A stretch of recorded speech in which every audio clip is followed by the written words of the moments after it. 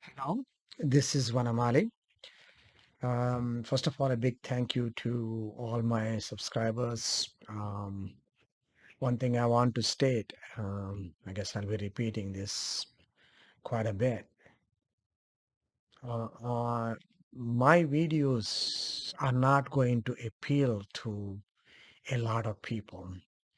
A lot of people, when they hear talks about religion and all that, they are hoping for gods and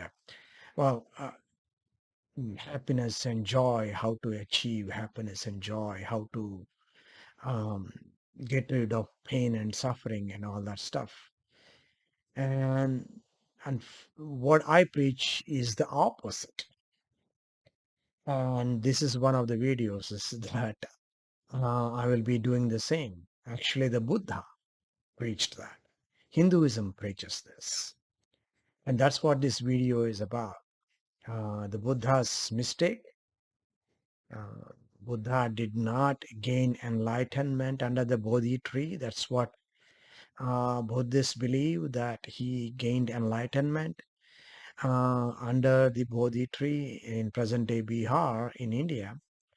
Uh, what I say is that he gained true enlightenment later when he finally understood what the Hindus were trying to teach him. This won't go well with most Buddhists, especially those who are whites, because, well, you see my skin color, they see us and they think we are lower, not realizing the Buddha looked like us.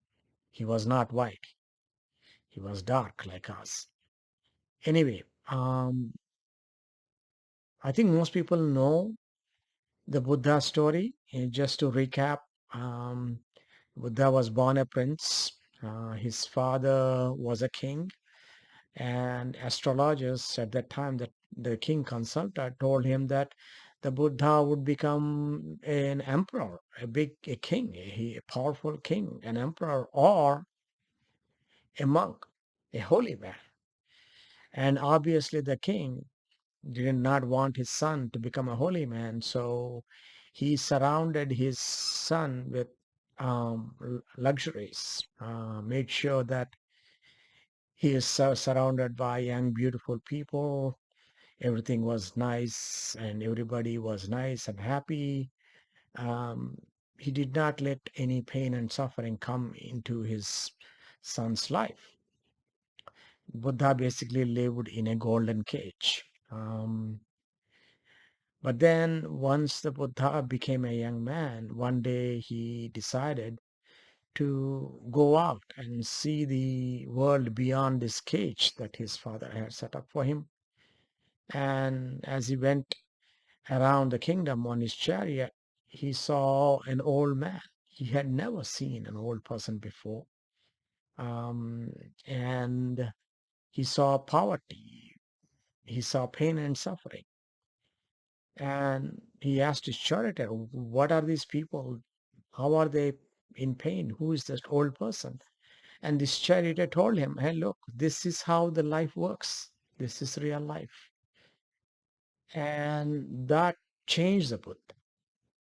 He decided then and there, okay, I'm going to find a way out of this pain and suffering.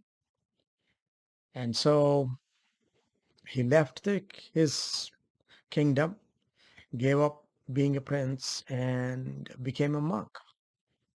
And he traveled all over India, um, talking to Hindus, Hindu sages, and um, asked them about these things.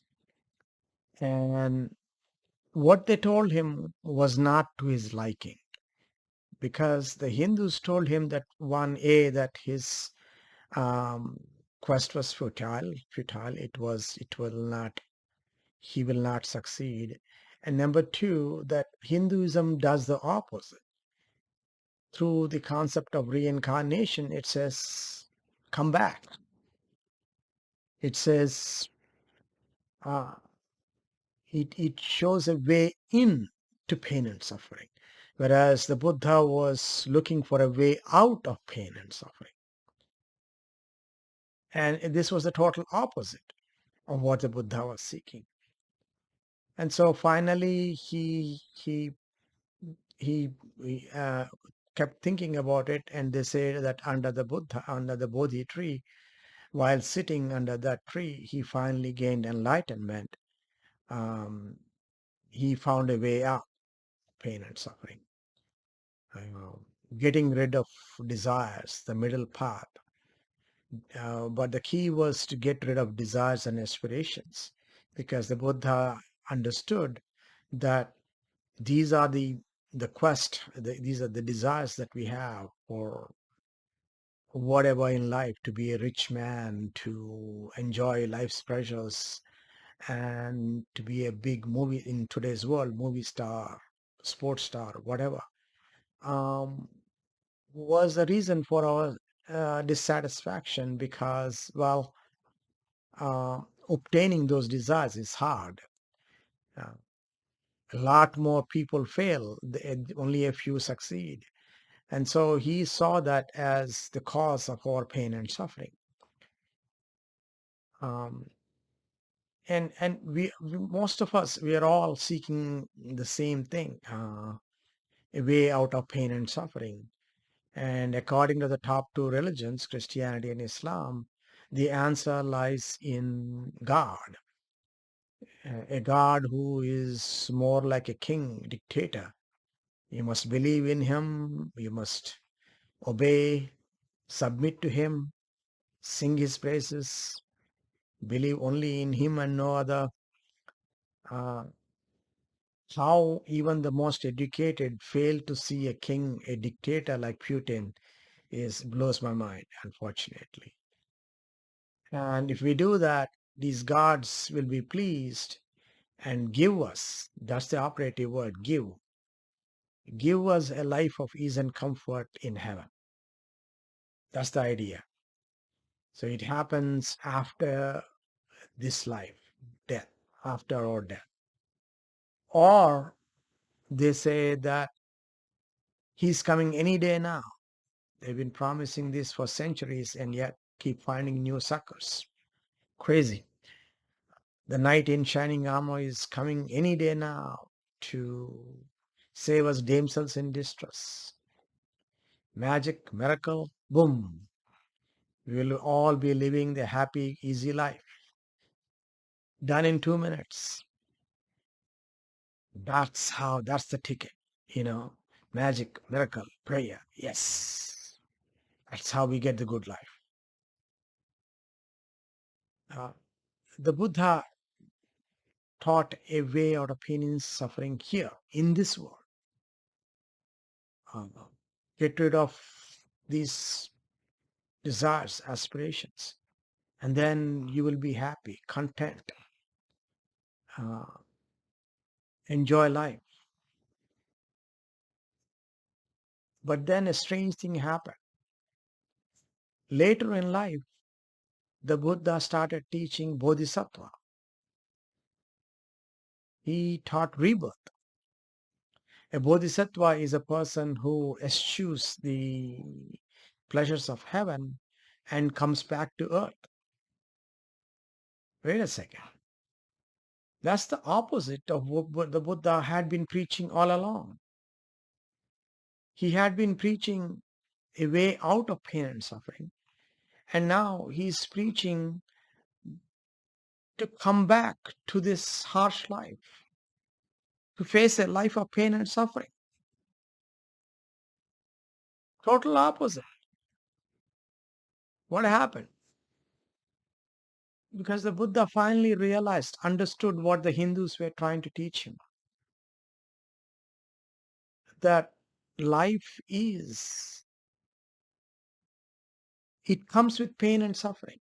It cannot have just one side. That's not life. There are times when we will be happy, and there will be times when we will be unhappy. Um, and neither times will last. Okay, neither times will last.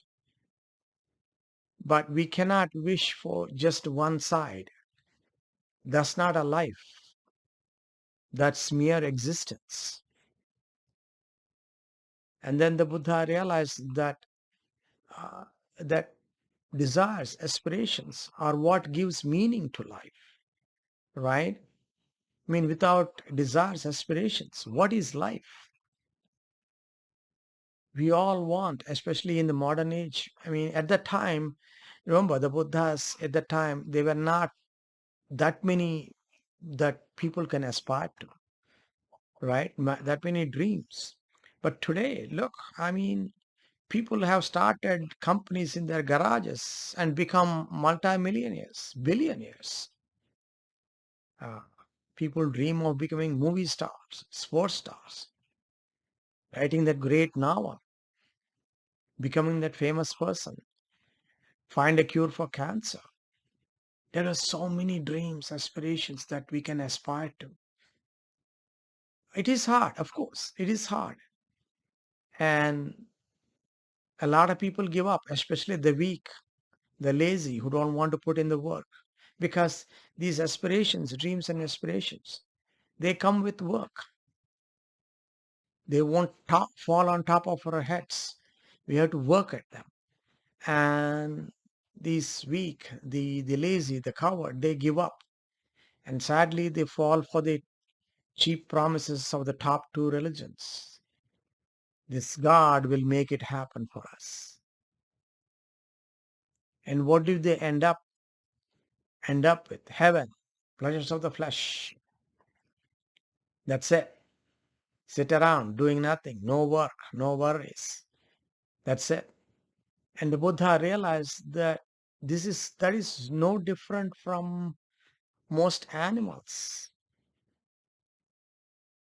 trees, bugs. That's the way they live. Their life revolves around the four S's, right? Safety, sleep, sustenance, sex. That's it. These four things. Animals don't have refrigerators. They have not reached an intelligence level where uh, food is produced. We can buy and put it in the refrigerator. We don't get up early in the morning thinking, oh, where am I going to get my food? Unless you are very, very poor. But animals do that every day. They get up and they ask themselves, how am I going to eat today? Majority of their life is spent on finding food, getting food, keeping themselves safe.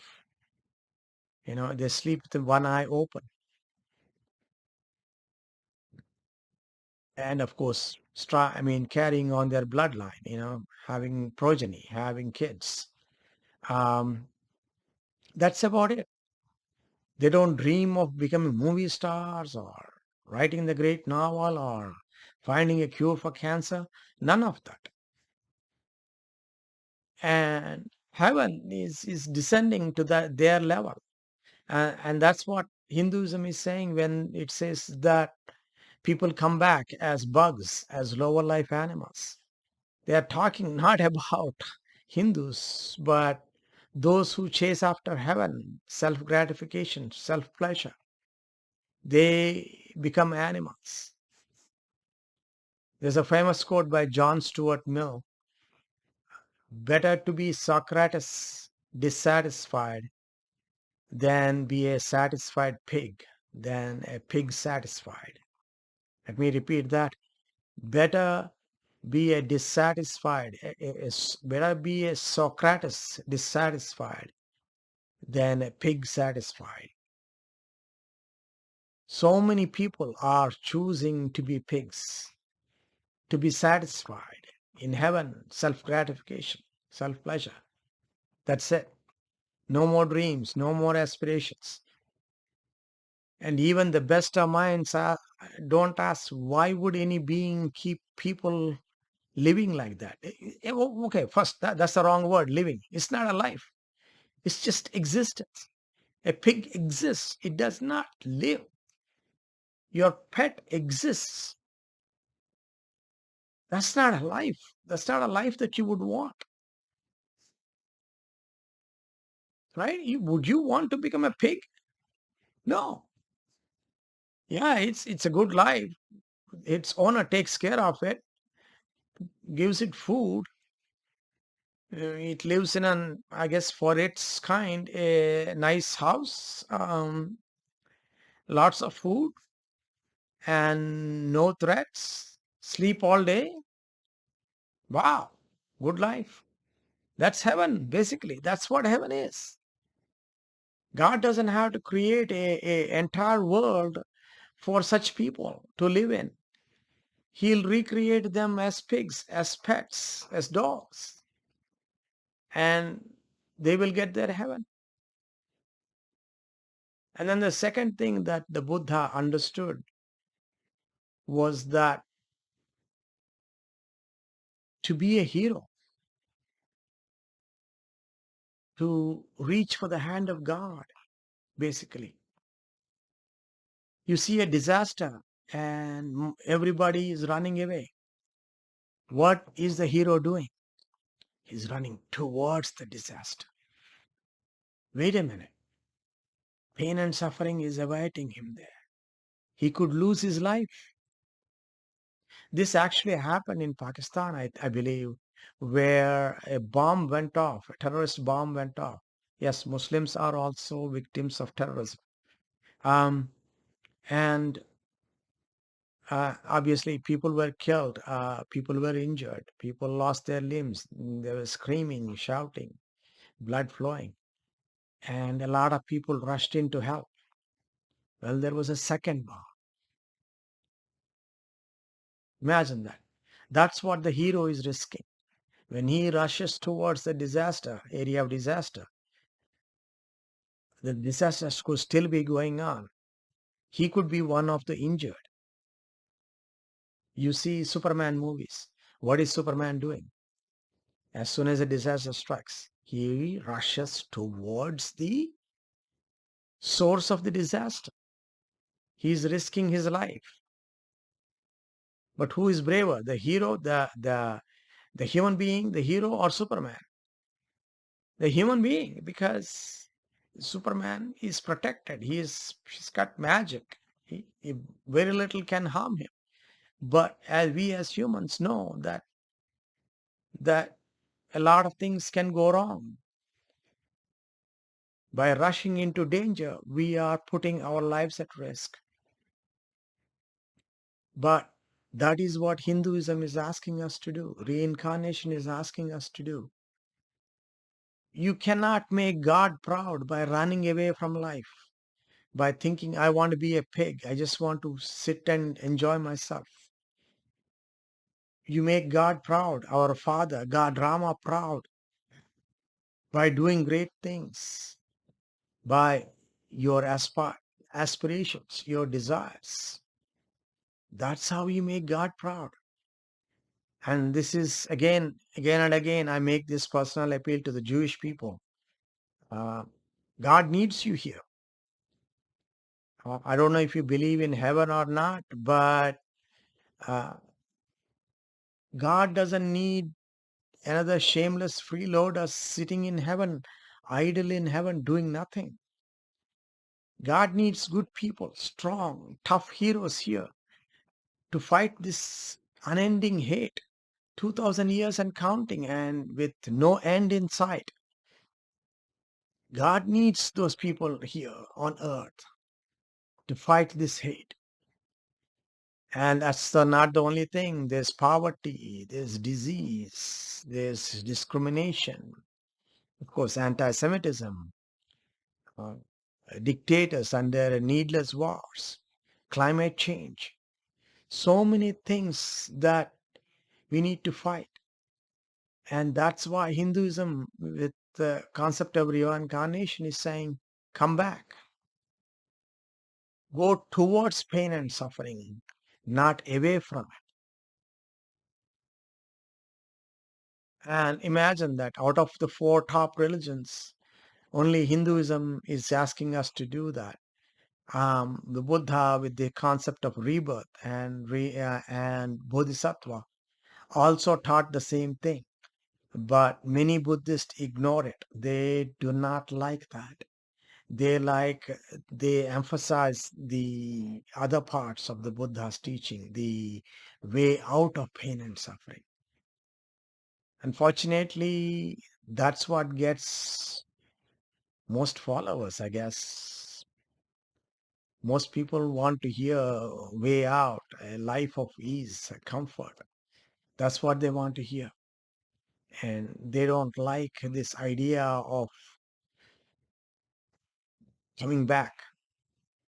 But unfortunately, that's the only way into God's heart. If you want to make God proud of you, whether it's Buddha or God Rama or Jesus or Allah or anyone, any God that you believe in, Krishna or any God that you believe in, if you want to make such a God proud, it's here. It's here that you do it, because it's here that you aspire to be a God.